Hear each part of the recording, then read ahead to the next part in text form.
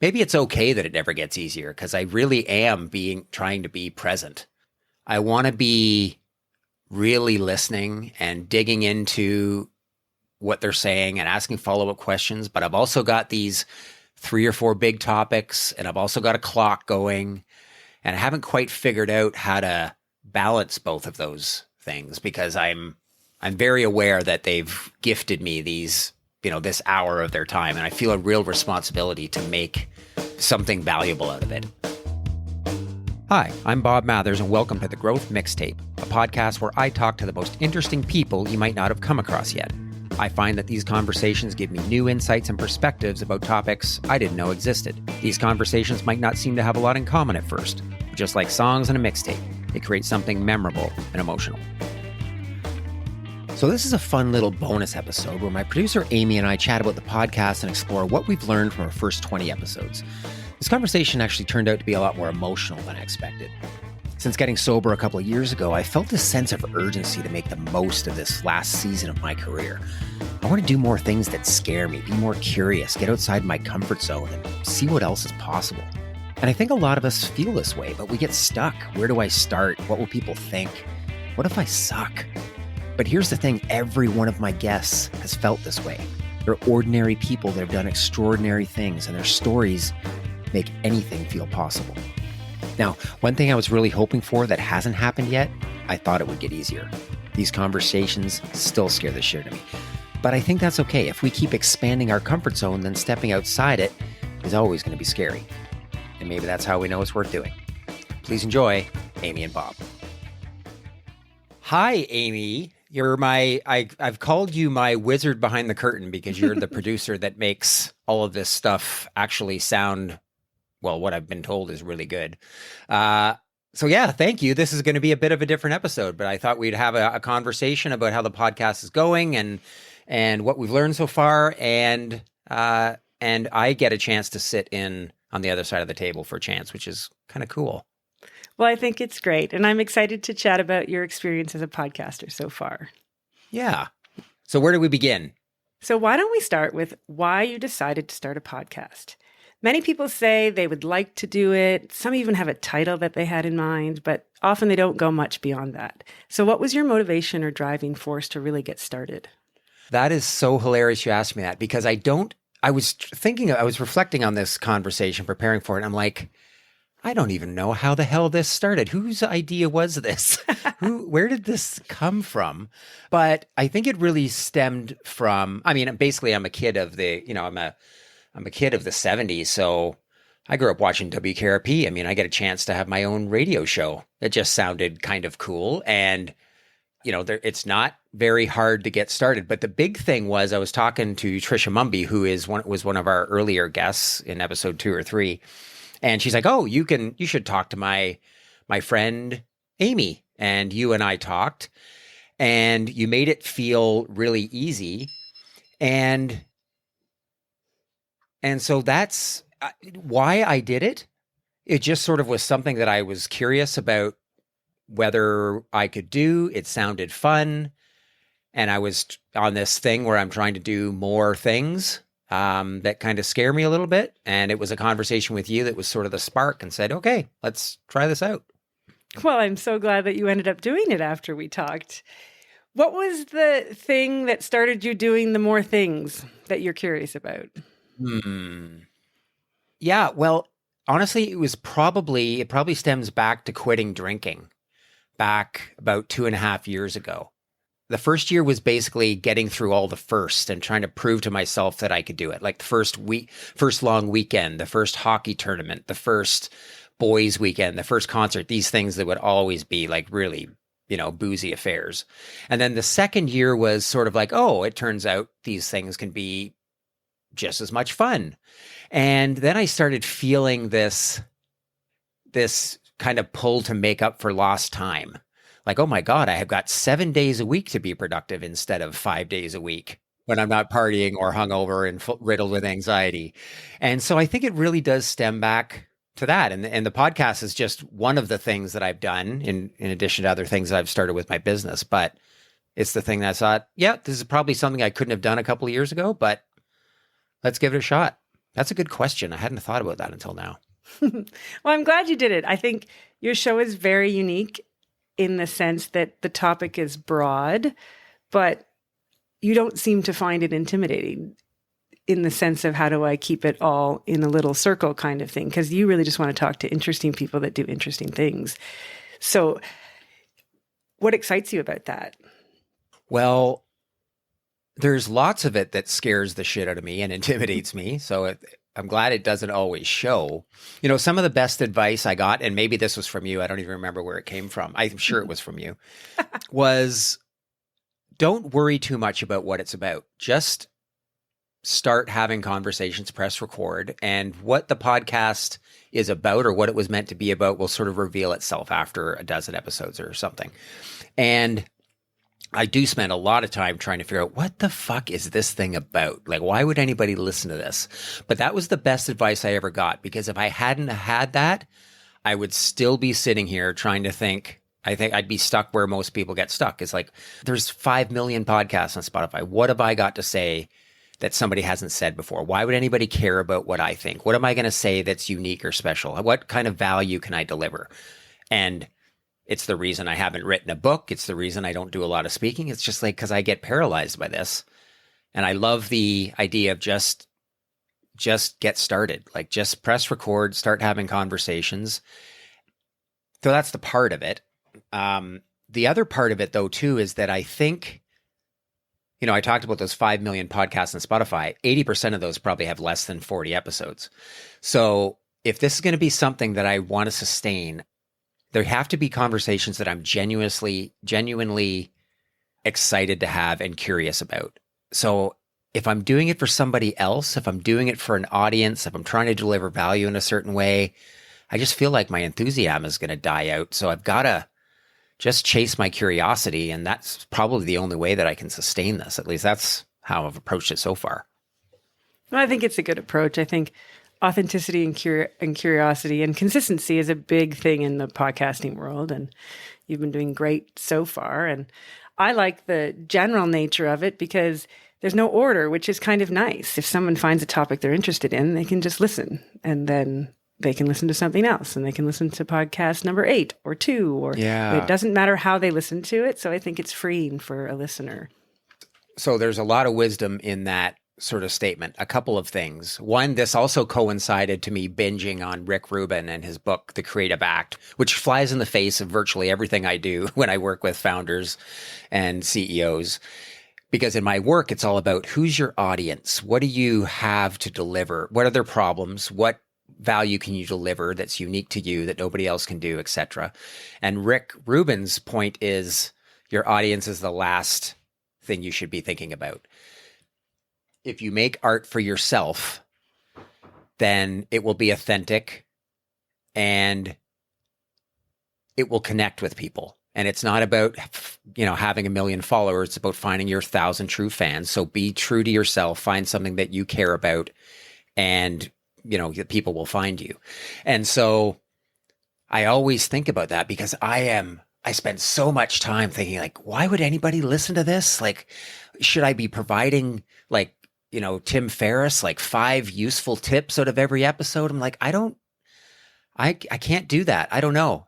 Why don't we just have curious conversations that I'd never normally have? And these are smart people. They can listen to those stories and take away what they want to take away. So yeah, it's just such a weird thing. It's like, yeah, Rick Rubin says I'm not supposed to care. Just have conversations that you want to have and be proud of it. And I'm like, all right, I'll take it from you, Rick. You seem to know what you're talking about. And it does seem to be a lot easier than trying to figure out what value I provide. Sometimes it's just about telling stories. Yeah. Yeah, that's definitely true. We've heard some really good ones. We have. Now, you mentioned your work a little bit, so I want to talk about this a little bit because I feel like I'm in a position where it's like when you meet someone and you forget their name and it's too long for you to ask what their name is. I want to know a little bit more about what you do because from my layperson understanding, you are a customer success and revenue coach, but I don't exactly know what your job entails. Yeah, well, that's a good question. So yes, I'm a consultant and a coach. I work with startups So people that are trying to find their first customers are trying to grow their business from their first 10 customers to 100, from 100 to 1,000, or from 1,000 to 1,000,000. So it obviously spans a lot of different companies in there. But it's really about how to create experiences with your customers that prove the value that you promised on your marketing, on your website, in your marketing, in your sales cycle. You've made these big promises. How are we going to deliver that in a tangible and measurable way? And then how are we going to scale that so that we can grow profitably? So it usually involves working with founders, CEOs, and leaders of largely tech companies, but not only. And anybody that wants to grow their business by focusing on their customers and making sure that they're delivering value. In a nutshell, that's what it's all about. There. Now I know when people ask, what does Bob do? I can tell them, because I get that question sometimes. Yeah. Well, it's also interesting because, again, going back to what the podcast was all about, and it was like, people are like, okay, well, you've got a brand, and then so you're going to have your business, and then you're going to have your podcast, and then if you want to do speaking, or, this is all connects through your brand and everything. I'm like, no, I have no idea what the answers to any of those things are. I just want to have a podcast. And my only two rules for the podcast were, it can't be about customer success, because frankly, there's a million of them and there's lots of good ones. I don't have much to offer that conversation, or it just wasn't something that interested me. But rule number two was, just let's find some people I'd never normally come across that I'm curious about. And those are the only two criteria. It almost necessarily doesn't have anything to do with my work, which is really weird. Like, I'm on LinkedIn and I'm promoting this podcast that has nothing to do with 90% of my content. And I'm sure the marketing people would look at this and say, yeah, this doesn't make any sense. But I'm like, well, that's what I'm doing. But of course, the interesting thing is, what I'm learning is that people are just people. These are very human stories. And every one of them ties back to your work, your family, your friendships, so I've sort of snuck in the back door on a whole bunch of stuff that does relate to my business, even though I didn't plan it that way. Well, and I like that when you talk to them, you're talking to them as humans and not just because of what they do. Yeah, you're right. It's interesting. You can have guests that have really interesting points of view and have maybe got a great book or, something interesting to say. But if they can't do it through stories, it's good. It's interesting. You might have a couple of takeaways, but it just doesn't land or connect. And so when I talk to people all the time, try to get feedback on the podcast, and the episodes that really stick with people are those emotional stories that sort of came out of nowhere that they didn't expect to hear when they tuned in. What's some of the feedback that you've gotten so far?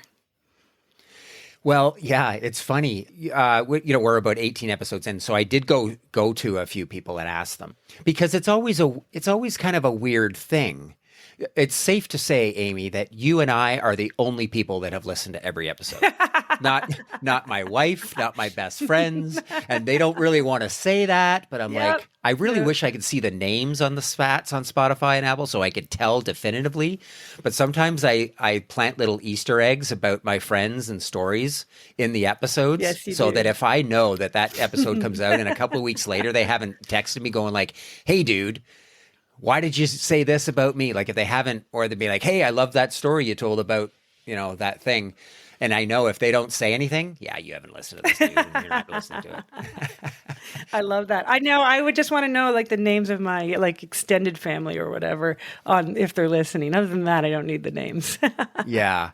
I think some of the feedback I've gotten was that, people can listen to life lessons from these massive people that are successful and everything. But I think there's a lot to be gained from just people that are a little closer to home, a little closer to where we are in our life, in our age, in our careers. It's like, oh yeah, they can do this. I can do it too. It's not these lofty things and that, just seem, I think, a little out of reach.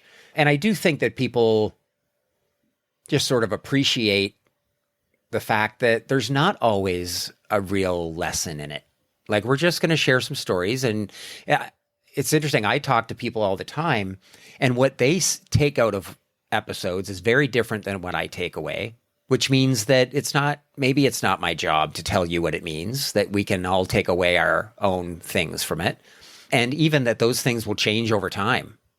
So I'll listen to an episode and then I'll go back and listen to it a couple months later. And yeah, it's completely changed its meaning. I think I shared the one with Todd McTavish, who's a singer-songwriter, right? And that was right around the time that my son had some emergency surgery, and it was really serious, and it was a really scary time for us. And so I think we had recorded that conversation with Todd a month before. Then I was doing the kind of the show notes and the intro and everything. And I was like, yeah, I guess it's about creativity because he's a songwriter and that's pretty interesting. And then we went through this thing with my son, and then I came back like, oh no, that's not what it's about at all. It's about taking big swings and saying yes to more things, and life is too short. And it was the same conversation. It was written in stone a month before, but when I listened to it again, it'd taken a whole new meaning because of what was going on. So I love that idea. And maybe I don't have to worry so hard about figuring out what the lessons are from everything. No, I think it's interesting that you have a different perspective on an episode based on what's going on in your life. So it's an interesting thing to recognize, I think. Now, on that, we've talked about your guests and some of your listeners. We should talk a little bit more about you. So can you tell us a bit about your family, your hobbies, your passions? Yeah, my passions in a nutshell are doing active things outside with my family. When I think back about, when I quit drinking, I did spend some time reflecting and thinking about the times that I was most present and happier. And yeah, it's like what I'm doing next week is going to New Brunswick, doing a shit ton of hiking and whale watching with my sons who are 19 and 22, and very aware that we're in this really nice pocket here. Like they're both in college. They're both still living at home, which is most of my friends are empty nesters now.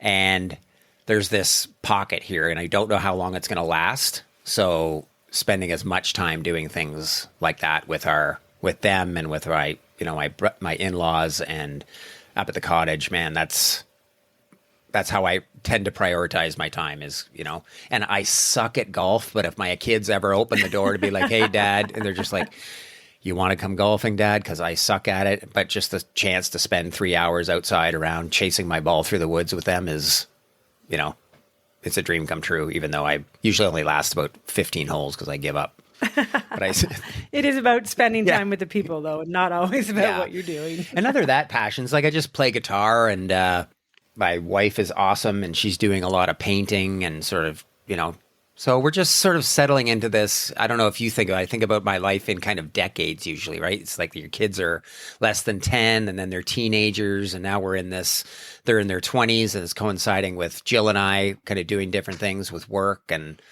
so, yeah, it's a cool time. It's not going to last forever. I'm okay with that.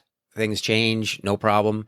I just don't want to be 60 and look back and go, God, why didn't we make more of that time together? Because it's like cats in the cradle and the silver spoon. Like, when we have boys, like when they leave, they're gone. Who knows? Who knows when we'll see them again? Yeah, that can be very true for sure. Yeah. Well, that's good. I hope that our listeners have learned a little bit more about you. So let's move to a little more in depth about the podcast and your experiences so far. So can you tell me, what have you learned so far along the way? Yeah. Well, I do think about this a lot, actually. And I was talking to a few people lately about like, what is it about these conversations? Like, what are the themes that flow through this? One of the things that I really like is actually just a soundbite from Kelsey. And she said, I didn't know my best friend 5 minutes before I met her. And this idea that, we look at somebody's life, and I'll have them on the podcast. Maybe they got a book. We're on there to talk about whatever. But the journey that people take to any point in time, it's just like, it's an absolute miracle. Like there are these big decisions that we make. Like I asked my wife to marry her. She said yes. And that defines the rest of my life. But there's always these, like Kelsey said, these little things. If I turned right instead of left and I never bumped into this girl and I never met her, my life would be unrecognizable from the way it is today. And most people's lives are like that. They're unpredictable. And yet we spend all this time planning for this future. We're going to retire when we're 55. We're going to have this money. We're going to do all of these things. And yet we've got a lifetime of experience that tells us that the universe doesn't give a shit what your plans are. It's got its own thing. And so I really like that idea that these journeys and these tiny little things that happen to people along the way can just change everything. Have you connected with a guest outside of the podcast unexpectedly? Let me think. Well, we stay in touch. I would say like we text a little bit, Sensi, who is awesome. I'm a massive fan of hers. And now all my wife and all their friends, they're like, they're massive fans because she announced, I don't know if it's publicly, she announced her pregnancy on the podcast at the very end of it because she had just found out within days before recording. And now at the time of this recording, like a week ago, she had her baby. Oh. And we're all just big fans of hers. Anyway, we text. So I do feel a certain, I don't know what the word is, kinship. That seems a little weird, but like affinity. An affinity or a connection to everybody, because I know it's only 45 minutes of their lives, but every conversation really means a lot to me. And we do talk about very real, sometimes vulnerable things. They're from all over the place too, but I definitely have kept in touch and created what I think will blossom into friendships at some point. Excellent. Yeah. So how has it been different than what you expected? How has it been different? I think in some ways I thought it would get easier. Now, some things are easier. Oh, for sure. Yeah. But I know what you mean. Yeah. Like when I think back about those first, that 45-second intro that I do at the beginning of the episode, hey, today we're talking to Bob London and he's blah, blah, blah. Man, it would take me like an hour to do one of those at the beginning. And now I frankly, is it because I've gotten better or I just realize it really doesn't matter that much? And you were always great to say, Bob, it's like they're already listening. It's no problem, but it's just something I had to go through. I had to learn that lesson the hard way. Right. So parts of it gotten easier, but I still find that I guess I thought I would be more confident, and there's still conversations I get really nervous about. And I would say it's very rare at the end of a recording that I feel really good. Like we're done. I'm like, oh, I nailed that. That's going to be awesome. All I feel is like, oh God, I should have asked this. So that was kind of weird. I don't know what people are going to think of that. Like all this judgment. In fact, that fear of judgment is something that we talked about with Rob Carley when he was talking about his creative process, and Sylvia Bafour, who was talking about emotional intelligence. And this idea that when we're creating, that fear of judgment is the biggest thing that holds me back. I was just talking to another founder about this who we're both thinking of writing a book, and we talked about being accountability buddies. And she's like, yeah, you can't mix the judging and the creating. So I think that's what it feels like at the end of those episodes. Because when I go back and listen to it a month later, when you're like, okay, Bob, it's time to release so-and-so on Tuesday, and I go back and listen, I'm like, oh, this is fucking awesome. I love this conversation. But man, it didn't feel that way at the beginning. Yeah, I can relate to that. I feel a lot of relief sometimes, depending on who I'm talking to when it's over, because I feel like I have to get it right, or I only have this much time. And when it's over, I'm like, okay, I did it. And, I can understand. There's a lot that goes into hosting and guiding a guest through a conversation. Yeah, it's really, that's a great point, Amy, because I want to be present.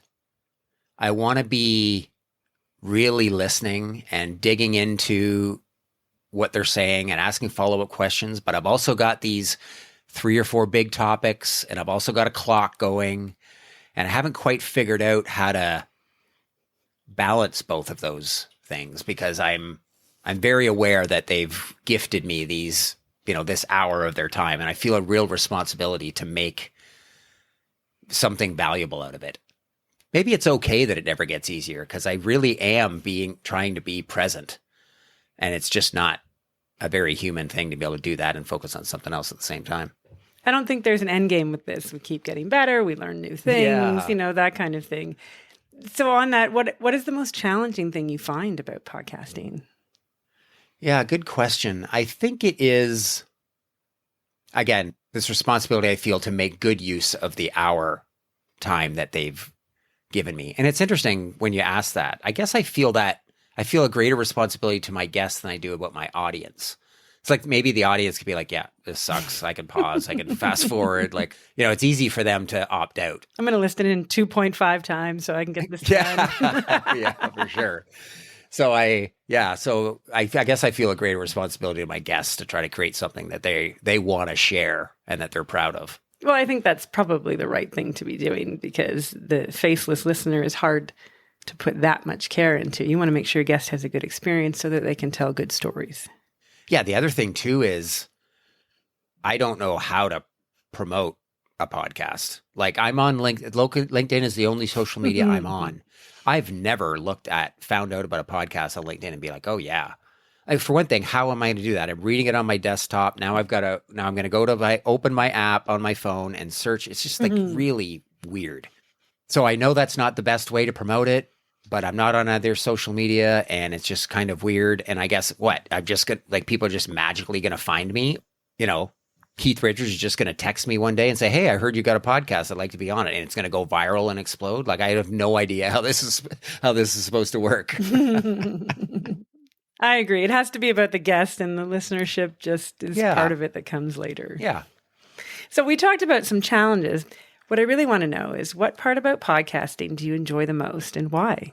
Yeah, great question. I think it's just adding to the raw material that I have to borrow from in my life whether it's I'm going to do some speaking or I'm going to write a book, or even in everyday conversations with my clients. It's just adding to the richness that I've got. Like I've talked to foreign news correspondents and first responder survivors and authors and speakers and exactly, like kite surfers. Yes, absolutely. And how would this is never going to happen? Like how would these conversations happen any other way? They never would. And then on the surface, you might think, well, I mean, what are we going to talk about? What commonalities are we going to find, or what can I learn from? It's like, it's all about this fear of judgment that we face when we're trying to do something new, or it's imposter syndrome, or it's tapping into creativity or summoning the courage to do things for the first time. It's like, I don't care who you are or how accomplished you are, how many books you've read, how many books you've written. These are just all very human things. So it's, I just really love the idea of having these conversations with people that I'd never normally come across. And yeah, how much that's sort of adding to the raw material I have at my disposal for whatever I want to do. And I did not expect that. So I'm so glad that you shared your experience so far in our journey together. It's been fun for me, and I love hearing all of the stories that you find. But I'd like to also talk about what's next. So first, what changes should we make to the show in the near future? And then what are your longer term goals for the podcast? I don't know. I've thought about whether whether you and I should do this more often. I think we should. This has been fun. Yeah. I don't know about most of my podcasts do have like a couple of people talking. I think, I go back to like that challenge of being present. I'm like, God, wouldn't it be nice if I had somebody to sort of lean on, and so I could focus on the conversation, have somebody that's sort of guiding the conversation a little bit. So that might be interesting. I think we should explore that. So what are my goals? I don't know. I mean, eventually, honestly, it would be cool to have a sponsor. It doesn't cost a lot of money. It's just really my time, and I really enjoy doing it. But I just think that's a goal that we should kind of aspire to. I will eventually want to figure out how this makes up the greater part of my kind of brand. Like, what is the intersection of the podcast and the business and other things I want to do? I'm okay with not having those answers now because I'm enjoying it, and I'm just confident that it'll all work out.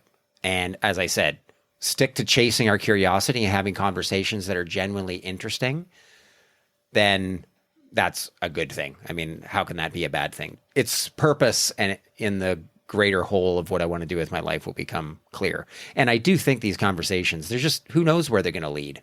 I think about the conversations that I think have been most powerful are the ones that I was really, nervous about, really afraid of. I've been thinking about how to lean into more of that. Like the scarier and weirder and more awkward it is, the more I think powerful it can be. Your tagline, the more scary, awkward, and weird we're in. Right. But I also think it's a testament to the fact that you've been doing this for 6 months. And obviously, when you start, anybody listening who does a podcast, you lean on your friends and you lean on acquaintances. And you're now at the point where you're ready to just reach out to interesting people. And they're saying yes because you already have a body of work and an established podcast. And so I think that's some of it too. So when we started, I told you need to make a wish guest list. And those are people that you don't know, but you really want to talk to. But it's essentially a cold call at the end of the day. So you're starting to get there. Can you tell me a little bit about who's on that list for you right now? Oh man, I don't have anybody Sure on that you list. do. There are probably, well, that's the thing. There are probably some authors. God, what is the name of I've mentioned it on the podcast a couple of times. Oh, yeah. Dopamine Nation?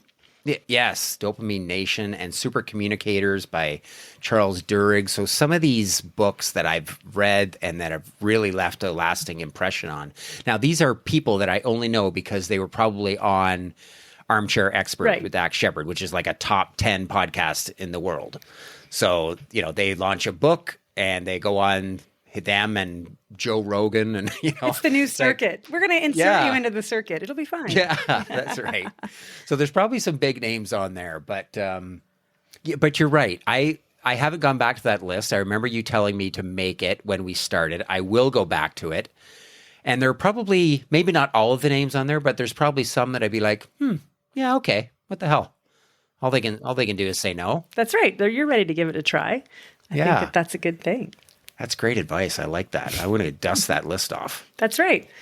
I think you have to have it's like that stretch goal idea that and you just go for it. You never know. You never know who's going to say yes. That's been my experience. Yeah. What ideas do you have for taking this podcast to the next level? Whether it be guests that I could have on or how to make it bigger or things that you think might be interesting to explore with it? I think when you mentioned how does it fit into everything else that you do, I think there is something there because you don't have a straight job, I would say. It's not like you're just X, right? You're a consultant and you help businesses of all sizes. And so I think with this podcast, you're learning all kinds of things that you can apply to what you do. And you may write a book and you've done some speaking. And I think it's a very interesting differentiator for you, for your brand. And I think there's something there about how we can make the podcast more present and help it define who Bob Mathers is in general. Wow, I love that. I love that idea because, again, maybe it's a book about, what I learned talking to the 50 most interesting people I had nenever heard of, and how that has changed how I approach my work. Because, you might say, well, what, how would an hour conversation with an Indigenous leader change how you help founders find more customers? Like that's a dotted squiggly line that nobody would ever imagine. Be like, well, let me tell you how that conversation and 49 others sort of changed how I approach my work. Oh, interesting. There's something there I think we can work on. So that's what we're going to have to do. I like it. I like that. Well, this has been so much fun, and we definitely have to do this more often. And I really hope that our listeners have learned a little bit more about you and what Growth Mixtape is about. Yeah, thanks, Amy. I was thinking about this before we were doing it. I don't know. I'm a child, as I mentioned, I'm a child of the 70s. And I remember like getting so excited to tune into my favorite episode of Happy Days or Knight Rider or whatever. And in the first 60 seconds, you realize, oh no, it's one of those dreaded flashback episodes, right? Where they just go back and show clips of old episodes. Like, oh my God, I've been looking forward to this episode all week long since last week at this time. And I'm so glad this didn't turn out to be one of those. It wasn't like a rehashing of everything we learned. It was really... No, we have no clips from previous episodes. We're just learning a little bit about you, and No, that's how it is. And we're going to do it again because you're going to accomplish a few more things and interview some more interesting people and have your own stories to tell. And I really appreciate you doing this, Amy. I mean, this podcast never would have happened without you. It was a conversation that we started. We got introduced. You made it sound something like any Joe Schmo who didn't know anything about podcasting that grew up on listening to WKRP could do. And that's exactly, you sort of guided me and held my hand all the way through it. And I couldn't have done it without you. So it's been amazing. And I really like this conversation. The Growth Mixtape podcast with Bob Mathers is produced by Bespoke Projects. Music by Jean-Michel Walter Cronkite. If you enjoyed this episode, please take a moment to follow and rate us. When you do this, it helps to raise our podcast profile so that more people can find us. If you want to connect, you can find me on LinkedIn using the link in the show notes.